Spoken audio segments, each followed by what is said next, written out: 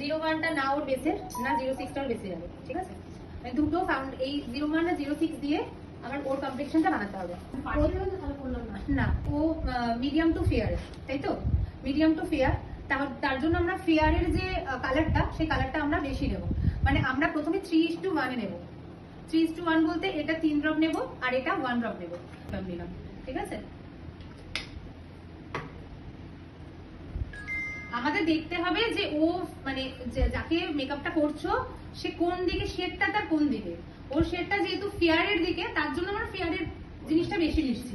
যদি ও ডার্কের দিকে হতো তাহলে আমরা প্রথমে কি করতাম, 3 পাম্প ডার্ক নিতাম আর 1 পাম্প আমরা ফেয়ার নিতাম। ওর কিন্তু স্কিন কালার এটা পারফেক্ট চলে এসেছে।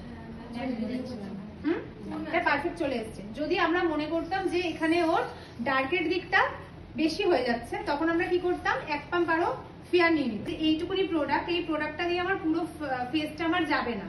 তখন আমরা কি করব, তখন আমরা যেহেতু আমরা ফুল 3 পাম্প নিয়েছিলাম ফেয়ার আর 1 পাম্প নিয়েছিলাম ডার্ক, সেটাতে যদি স্কিন ম্যাচ হয়ে গেছে, যখন আমার একটু ফাউন্ডেশন আরো বেশি লাগবে আমি 2 পাম্প ফেয়ার নেব 3 পাম্পের বদলে, আর 1 পাম্প যেহেতু এটা নিয়েছিলাম ডার্কটা নিয়েছিলাম তার জন্য 1 পাম্পের বদলে আমরা হাফ পাম্প নেব, ঠিক আছে? এই রেশিওটা যেন তোমাদের মাথায় থাকে। এরকম করে স্কিন কালার, দুটো কালার দিয়ে তোমরা কিন্তু 5টা স্কিন কালার তৈরি করতে পারো, ঠিক আছে? আমাদের স্কিন কালার কিন্তু ফেয়ার একরকম হয় না, মিডিয়াম একরকম হয় না, আর ডার্কও একরকম হয় না।